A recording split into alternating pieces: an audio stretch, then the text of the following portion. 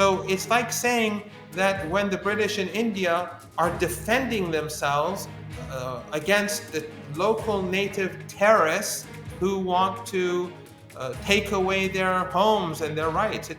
So you're equating how India fought the British with what happened on October 7th a year ago when Hamas decided to invade Israel and kill hundreds of thousands of people, 1,200 as per some estimates. There are various estimates, but I don't want to really discuss numbers here, but we definitely know it's upwards of 1,000. So you're saying it's the same thing as what the Indians were doing while they were fighting the British. No, but you're making a false comparison. I'm not. You chose to say what is happening in Palestine and Israel is the same as what happened between the British and the Indians. It is, and let me explain. As far as Hassan Nasrallah is concerned, as far as Hezbollah is concerned, what they did in Syria, a lot of innocents died as well, even while they were fighting ISIS, even while they were fighting Al-Qaeda, as you were talking about earlier. So when it comes to that, what do you have to say? Because in that sense, neither Hezbollah nor the late Hassan Nasrallah can be painted as doves, peace-seeking creatures. In fact, many young Jews in the West are turning against the Israeli regime. As are many Muslims against what is being done in the name of Islam in that very region in Israel. My point is, those groups have been funded and supported by Western intelligence agencies, and this is why the Israeli regime is hell-bent on revenge, because they had a huge impact. And from the river to the sea means just one sentence.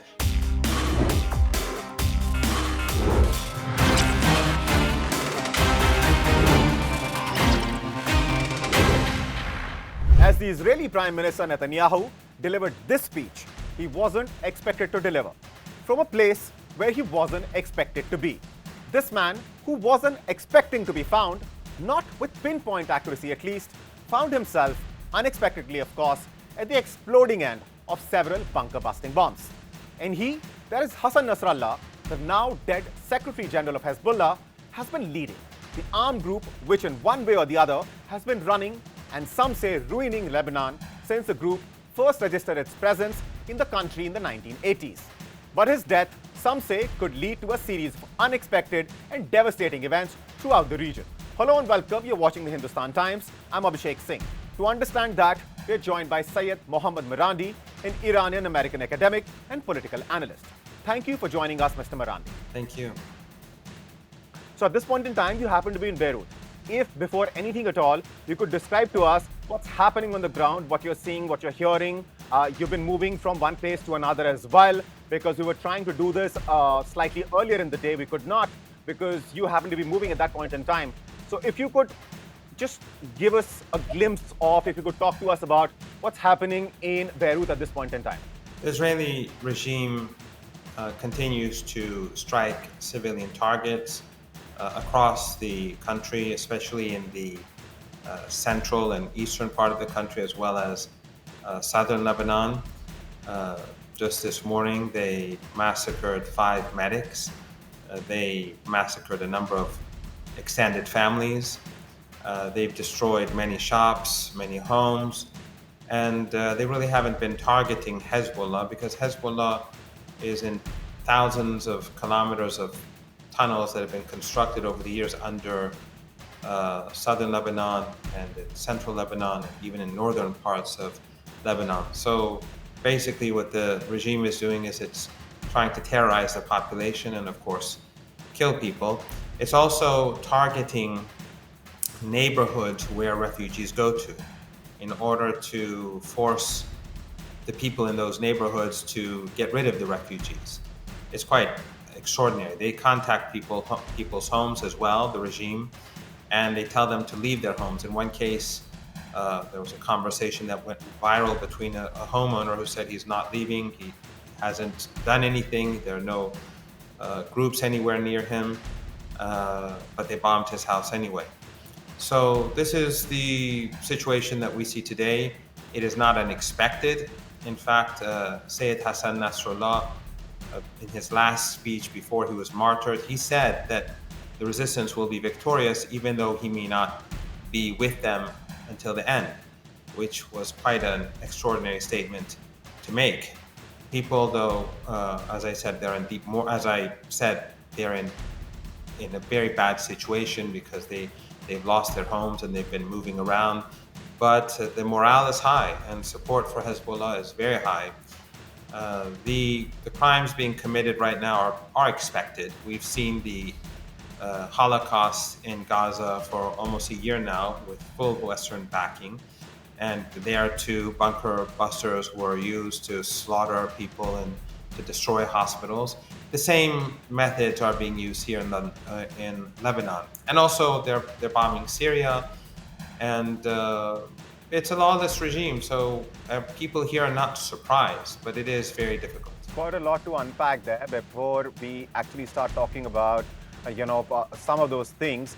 Let me quickly get one thing out of the way, and that is, since you talked about south of Lebanon and what's happening there in terms of the bombings, etc., you talked about Dahiya. And that automatically, to the students who've been studying the region, brings the Dahiya Doctrine to the mind. Do you see this, what Israel is doing at this point in time, in terms of how it is, using these bombardments and attacks to create pressure on Hezbollah in terms of, as Dahiya Doctrine dictates, to sort of, if it could, antagonize the host, population against, groups like Hezbollah? Do you see what's happening at this point in time in Lebanon as an implementation of the Dahiya Doctrine? Yes, the Dahiya Doctrine, as I'm sure you know, is something that the Israelis devised. They said that we will destroy people and their homes and their lives and massacre them to put pressure on Hezbollah. That's basically it. So it's slaughtering innocent people. That is their official policy. They call it themselves the Dahiya Doctrine. So you slaughter innocent people, you destroy apartment blocks. This was from 2006, this doctrine. And they are implementing it again today. In Gaza, they call it something different. They call it mowing the lawn. In other words, every now and then over the last couple of decades, they would go and start carpet bombing parts of Gaza, massacre a few hundred people, many families, until the next slaughter a year or two later. So the lawn, ordinary people, women and children, for the Israelis are considered to be the lawn.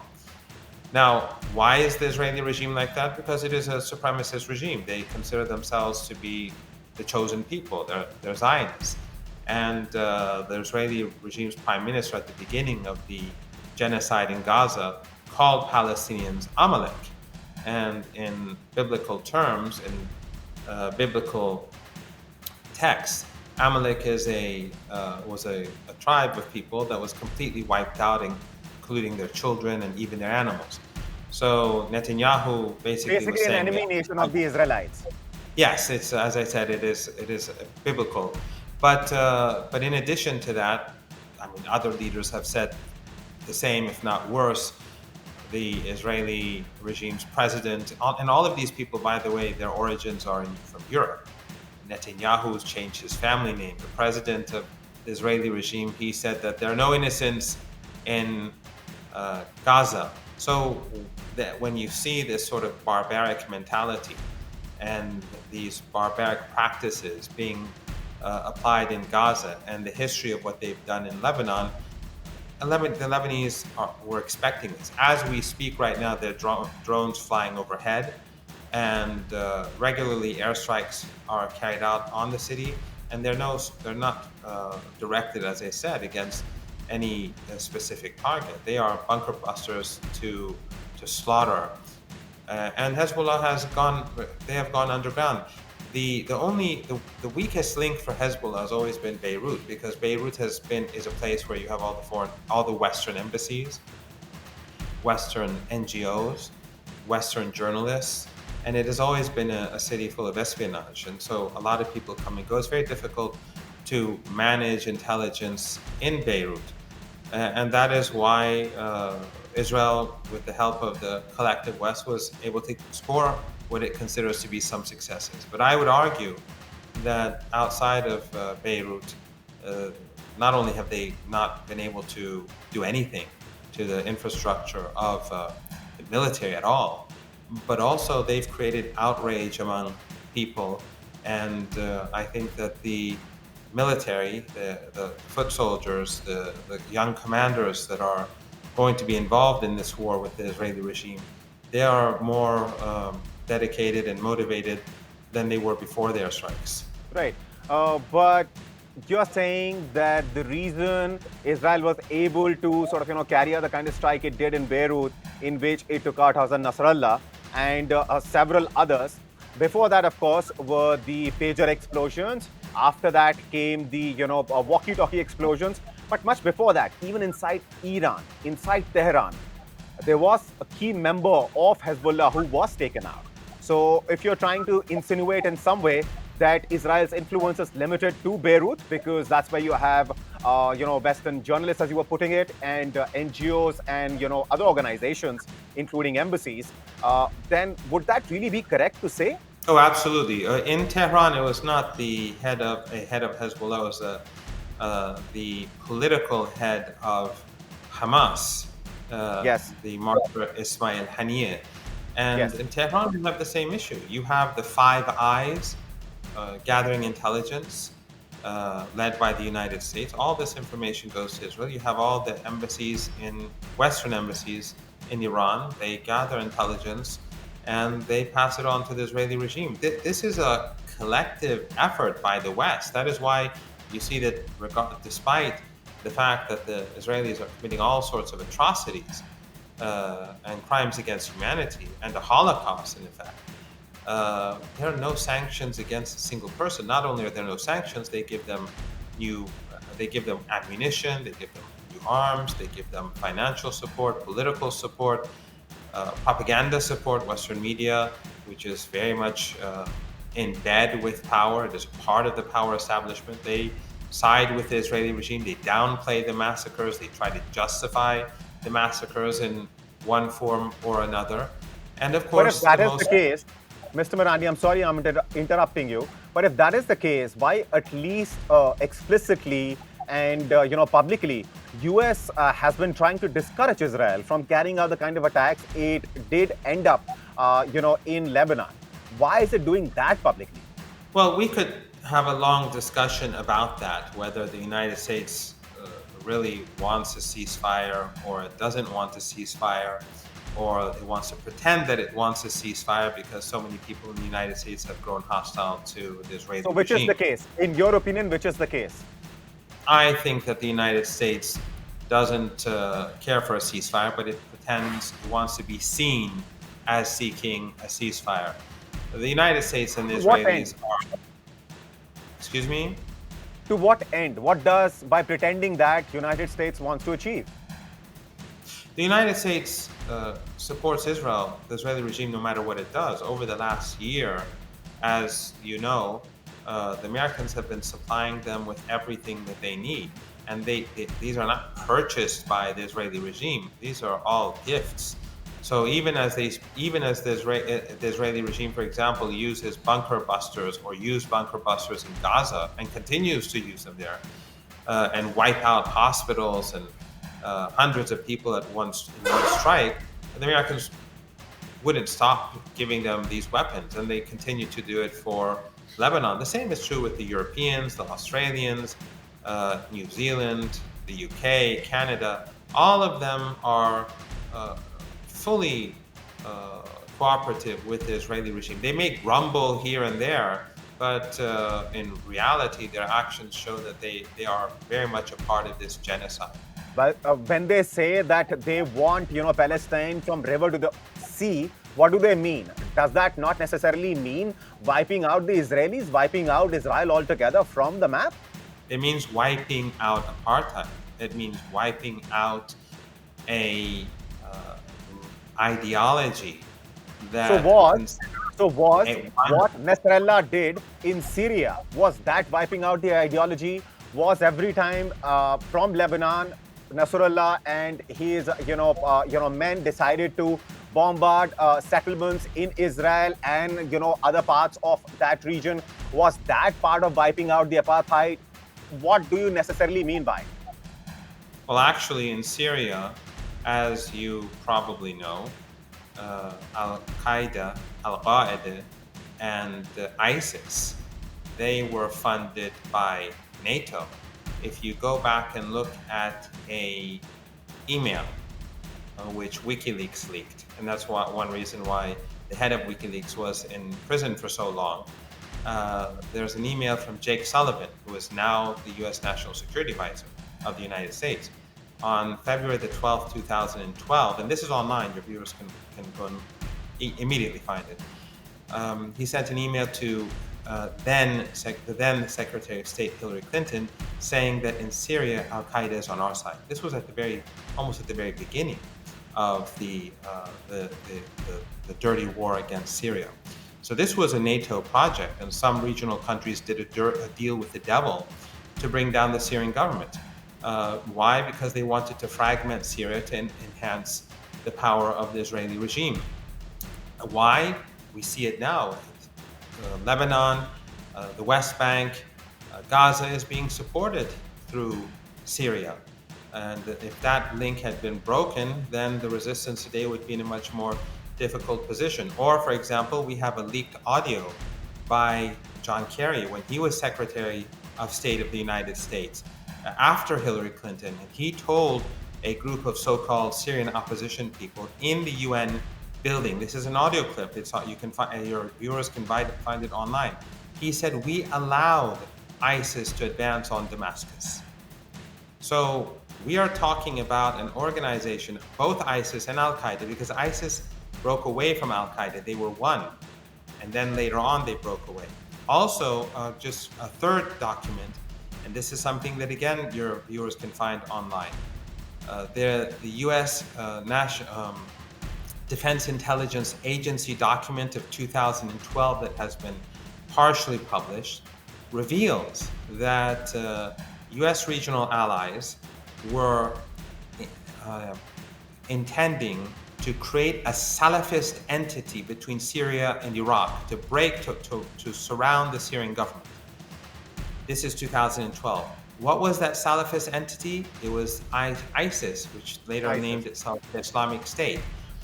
And the head of the U.S. intelligence agency, the U.S. Defense Intelligence Agency at that time, General Michael Flynn, in an interview on Al Jazeera, he said that U.S. policy was to support this. So the United States, NATO, was supporting the creation of ISIS between Syria and Iraq.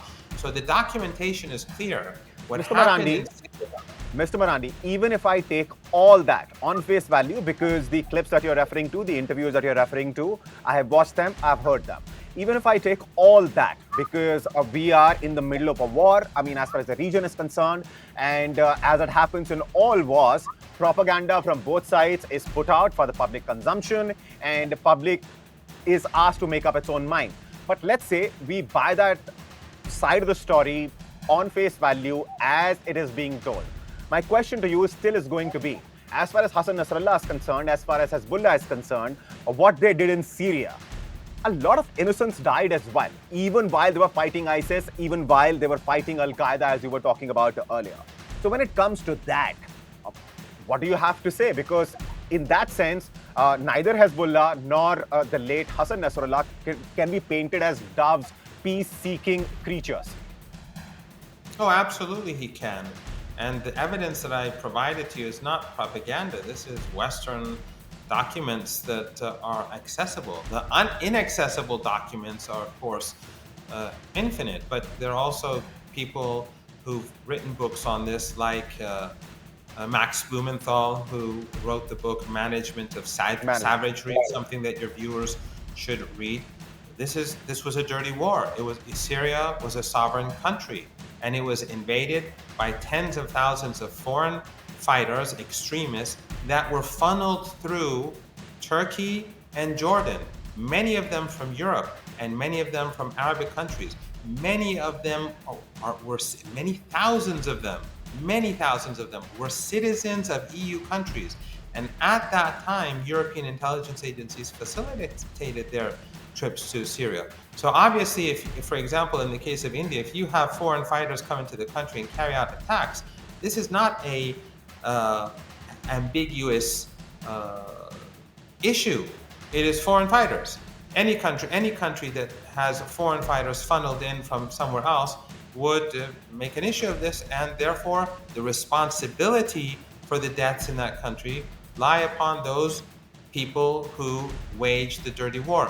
And on a final note, going back to the main issue on Palestine, Seyed Hassan Nasrallah, he, over the last year, he fought, and his Hezbollah fought and made sacrifices in southern Lebanon to draw away the army of the Israeli regime from Gaza, to lessen the genocide, to protect the people of Gaza. And this was a decision that they made voluntarily in order to protect Palestinians from genocide. And this is why the Israeli regime is hell-bent on revenge, because they had a huge impact. And from the river to the sea means, just one sentence. From the river to the sea means human equality. It means an end to apartheid and an end to colonial rule. It doesn't mean an end to Judaism. In fact, many young Jews in the West are turning against the Israeli regime. As are many Muslims against what is being done in the name of Islam in that very region as well. My point Absolutely. is, and those groups have been funded and supported by Western intelligence agencies, while the Israelis are not. Israel is a colony, just like when in India you had the British rule over your country. It was a colony. The British, if the Indians would resist, they would call it terrorism. They would say that you're the barbarians who are fighting against the civilized world. It's the same concept. People came in from Europe, displaced the local population, massacred them, raped and killed them. This began decades ago. In 1948, you know this. We had the Nakba. Who did this? These were Europeans. They came to this country. So it's like saying that when the British in India are defending themselves against the local native terrorists who want to take away their homes and their rights. So you're equating how India fought the British with what happened on October 7th a year ago when Hamas decided to invade Israel and kill hundreds of thousands of people, 1,200 as per some estimates. There are various estimates, but I don't want to really discuss numbers here, but we definitely know it's upwards of 1,000. So you are saying it's the same thing as what the Indians were doing while they were fighting the British? Two things. First of all, yes, the resistance in Palestine is... Can you name from India's history one such instance, from India's freedom struggle, one such instance when one of the extremist groups, as they were called because of the moderate side of the Congress, there was an extremist side of the Congress. Can you name one such instance when the extremist side, which included the likes of Bhagat Singh, carried out one such attack in which hundreds of thousands of innocent people were massacred? No, but you're making a false comparison. I'm not. You chose to say explain. What is happening in Palestine and Israel is the same as what happened between the British and the Indians. It is, and let me explain. Then please cite one instance. I'm going to do it the other way around. I'm going to say what happened on October the 7th is not what you said. On October the 7th, so children did not die, elderly did not die, women did not die, people were not kidnapped. Have you heard of the Hannibal Directive? I'm sure you have. I have, as a matter of fact. You know very well that after October the 7th, the Israelis lied about mass rape. They lied about beheadings. And a very good work has been done on this by, your young viewers can look this up, by the electronic Intifada, which has both Jewish, Muslim, and Christian people working in it in the United States. At this point in time, Mr. Marandi, do tell me, at this point in time, innocent Israelis, do they happen to be, after they were kidnapped on October 7th, do they still happen to be in the custody of Hamas or not? Yes, I'm explaining. So also we have the gray zone, which documents this. The Hamas. Now there is a gray zone, sure. Hamas, these are displaced people who actually own the land. They didn't invade Israel. They were expelled from their homes and they were forced into Gaza. And for decades, they've been massacred in Gaza and surrounded in Gaza and starved in Gaza. And this is not the first genocidal attack on Gaza, though it's the most extensive. You know this as well as I. But when Hamas attacked, we now know that hundreds of those people, those Israelis who were killed by the Israeli regime itself that carried out the Hannibal Directive. What is the Hannibal Directive? It means that no Israeli should be taken prisoner. And therefore they bombed their own people. And by the way, the people who were at that rave, they were not kids, they were not children. They were all people, they were all either soldiers on leave or they are reserve army soldiers. The Israelis cannot have their cake and eat it too. They cannot say that we are all military men and women, and then when people are hit or captured or taken hostage. But Hassan Nasrallah and Hezbollah can claim, because they happen to have where the bunker busters was sort of exploded, were fired upon by Israelis, since that place happens to be a few hundred meters away from a UN-run school, that's okay. Israel is striking the civilians, and as a consequence of Israel's actions, innocent civilians are being massacred. Do you think there is no double speak there? I mean, I completely understand. I'm completely with you because the ICC and the ICJ have said what they have said about Israel's actions. Israel will be held accountable to whatever extent it can be held accountable. But at the same time, this kind of fake self-righteousness which is being expressed as if everything that Israel is doing is wrong and everything that Hezbollah is doing is right, do you not see that as something which is diluting your message? Because at the end of the day, people are seeing with their own eyes that yes, a lot of civilians, including kids, young men, women, elderly, are being massacred in these bombings. But the moment you try and exaggerate by pointing out the way you have pointed out what Israel's been doing, it dilutes your message in some way? No, absolutely not.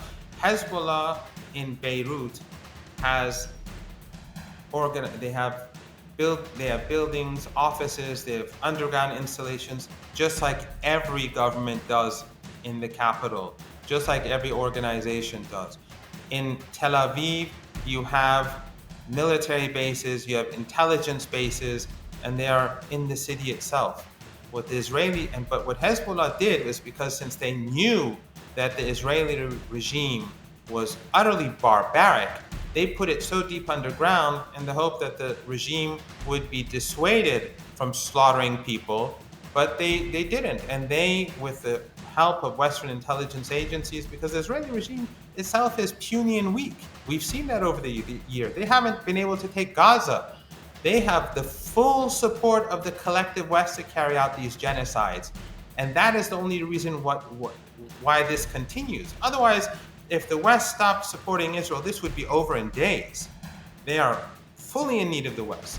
But what they did was they struck the city and destroyed a number of apartment towers to kill one man.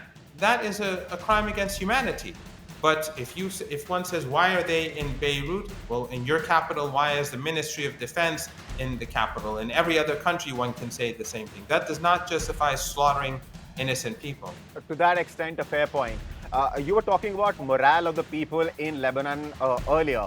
I want to go back to that because we saw a lot of videos where, the Sunni population, some even claimed, and we cannot verify that because, of course, we have no way of verifying that, but a lot of Christians as well, native to Lebanon, were celebrating the death of Hassan Nasrallah. What do you have to say to that as far as the atmosphere in Lebanon is concerned? No, actually, it's the opposite. Overwhelmingly Sunnis and Palestinian refugees in Lebanon, and most Christians, except for one specific group, which I'll explain, they are supportive of Hezbollah. We've seen that from their statements. The only group that is totally opposed and hostile towards Hezbollah. There are small groups, but the most important one is a former militia, the Lebanese forces, which actually in 1982, when the Israeli regime invaded Lebanon, 1982, this was before Hezbollah was created. So the menace of the Israeli regime has nothing to do with Hamas and Hezbollah. They invaded and took the capital of Lebanon decades ago, when I was a 16-year-old.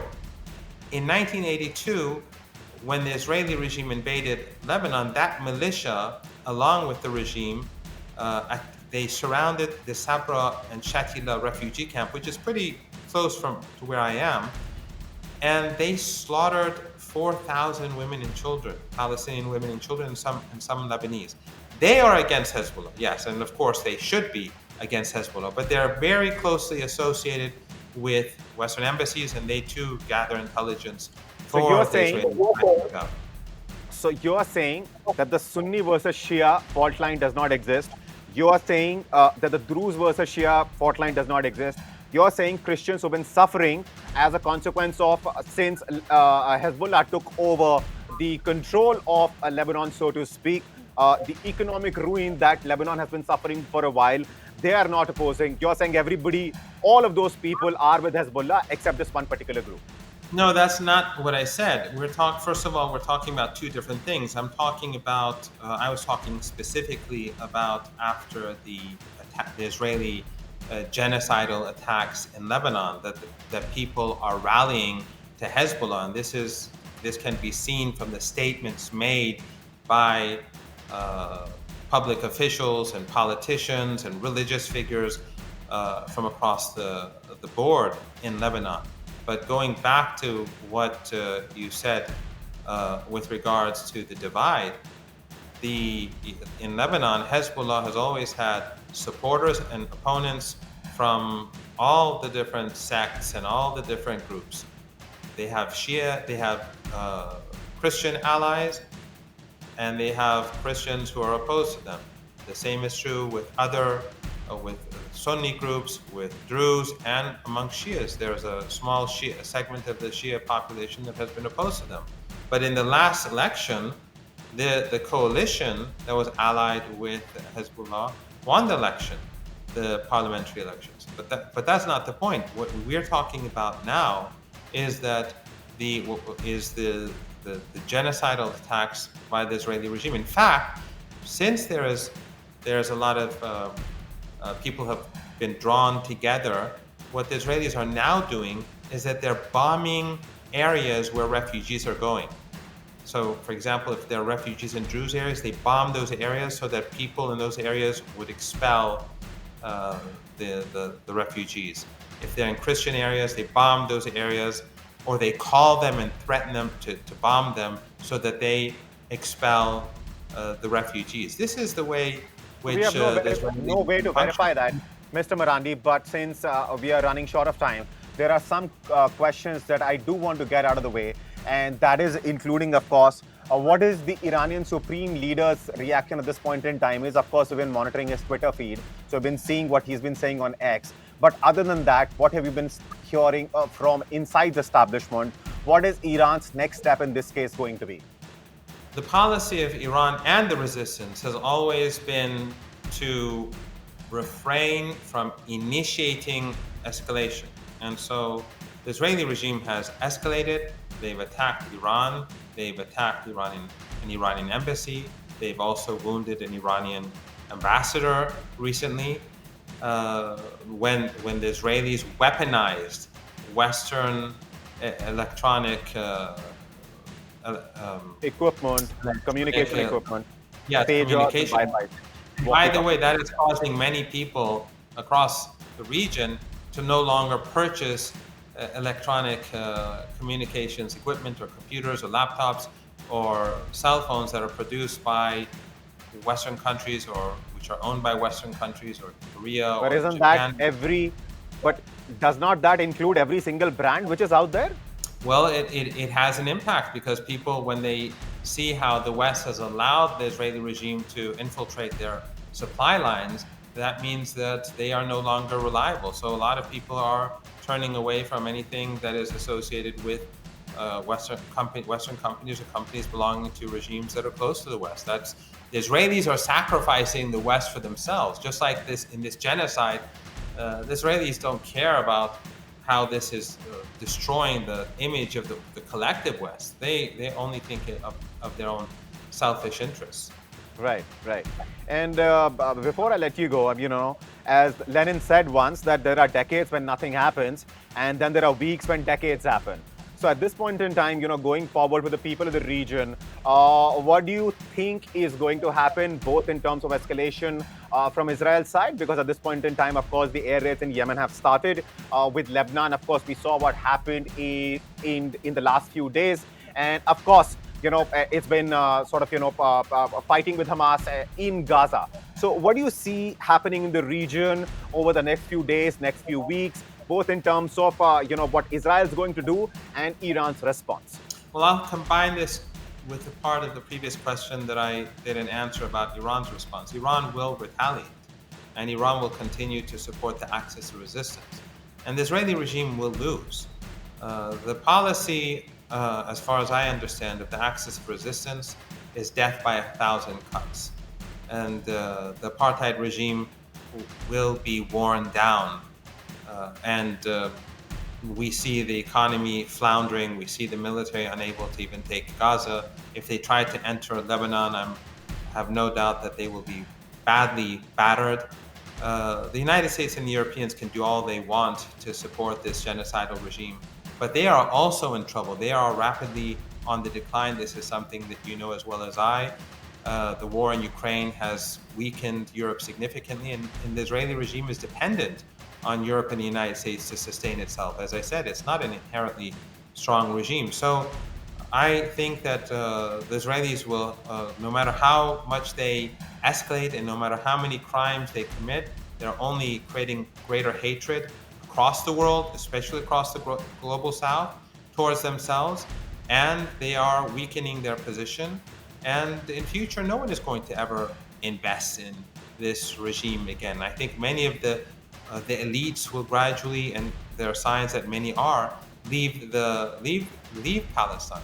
So the Israelis can slaughter as many women and children as they want, but this is not going to end well for them. Unfortunate. That entire sentence is so...